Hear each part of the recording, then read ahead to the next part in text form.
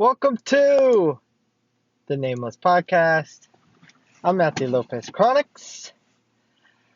I'm recording this. It's just a Monday. Not any normal Monday, but as I'm recording this, my wife and I are a week out for a move. So that's kind of where my head's at for where this podcast is coming from. But what I want to talk about today is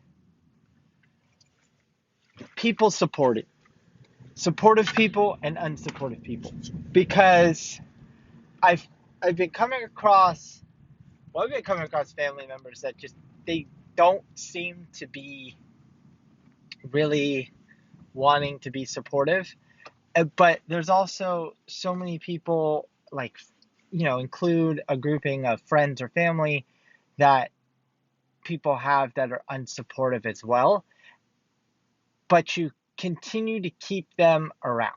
Now, you might say, yeah, it's really hard why would you get rid of family? And I'm not saying, oh yeah, you should just go out and get rid of your family. What I'm saying is that if people, if they're friends, they're not really your friends if they're not supportive. So if you have friends or people that you keep around yourself, like acquaintances or whatever, however you want to label them, if they're not supportive of you, you should not have them around at all. That makes no sense to keep someone close to you that continues to try to level you down than helping you level up. And I've experienced that. I experienced that a lot, where I had a lot of people in my past that were around that were constantly there to level me down. They weren't there to add any sort of value or even to care about my well-being or my development or anything like that. Those people you shouldn't keep around. That should just be a non-negotiable. Those type of individuals should not be in your life. Now, family's more difficult, and I've definitely taken steps back, as well as not being as open. And I don't know, I mean, it's difficult to say, but because you still care about your family, but when your family is not supportive, that's fine. Just because they're your family doesn't make them A, right or wrong, or B, make them the most perfect person in the world either. So if you're not getting the support you need from your family, then everything's always going to be on you. And so you shouldn't, in certain circumstances, when you're younger, yeah, you're going to rely on your family. But if you're not getting the support that you need, then find the support that you need from other people, because there's plenty of people out there. I support a lot of people through, positive reinforcement and things like that. I mean, find people that want to help you level up and take it on yourself. Create the action to create the environment and, the type of life that you want and that you deserve. So the only person you can really rely on in a lot of circumstances is yourself. But when you're creating an environment, if you're in an environment where you're not getting the support that you need and deserve, then you shouldn't be in that environment. You should really rethink how you structure your environment, because you own the environment you're in. In some circumstances, in some scenarios, yeah, you're not going to be able to just change it. But there's different things that you can do. Like Gary Vee was talking to this kid, and his environment couldn't change. He's like 13, so I get it. There's certain circumstances you can't do, but what you can do is you can infuse around the area positivity. So what he suggested was that, hey, instead of throwing yourself into more negative and like doubling down on the negativity, listen to an uplifting podcast, read an uplifting book, Start doubling down on yourself and improving yourself so you can change. When you have the ability to completely change your environment, you can. What I see is that we get people that don't support us, and then so instead of doubling down on ourselves, changing the people that we have around ourselves, we double down into the negativity that these other people bring, or the complaining, or all the other crap that they're bringing to the table. It just doesn't make any sense to me. So double down on yourself and fix your environment. It doesn't. If it's family, then don't spend as much time with them. You know, if they're going off on tangents, talking about themselves or complaining or the noise or woe is me and all that stuff, just don't associate it with it. You know, that's just stuff that's figured out.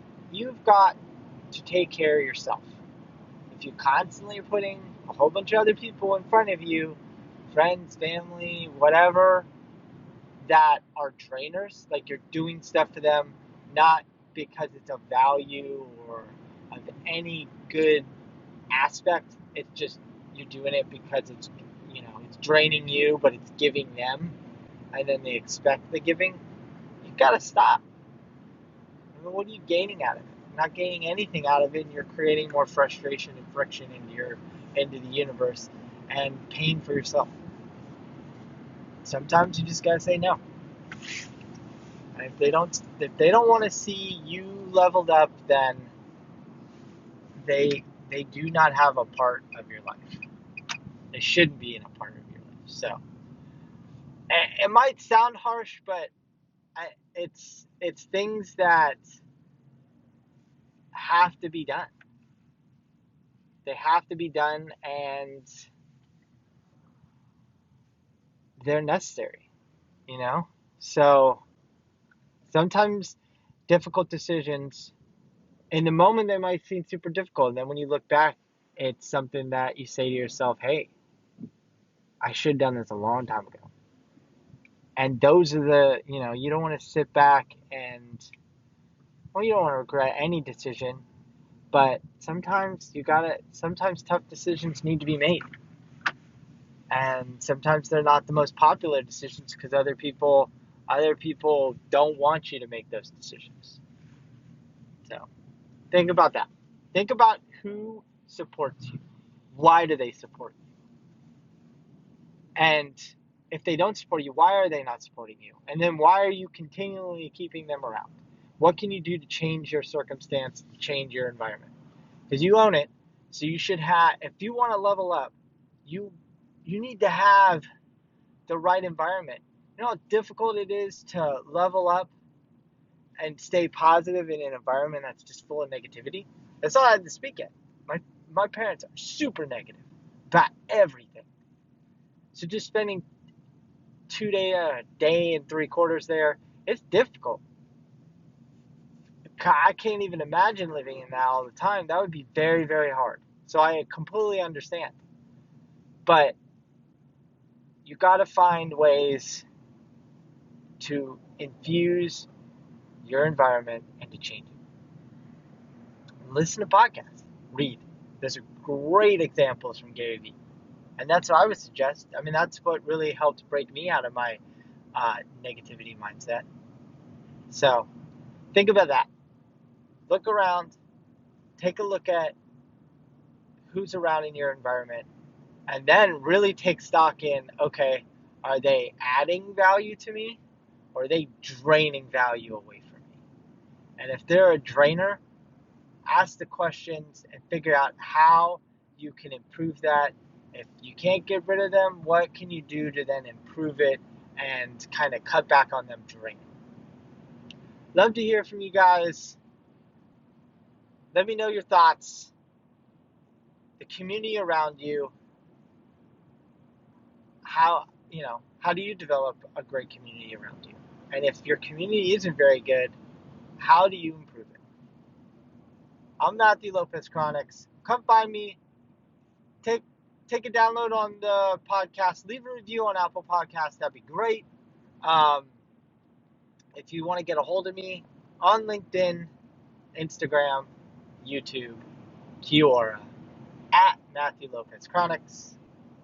That's all I have for today. This is the Nameless Podcast. I will talk to you guys soon.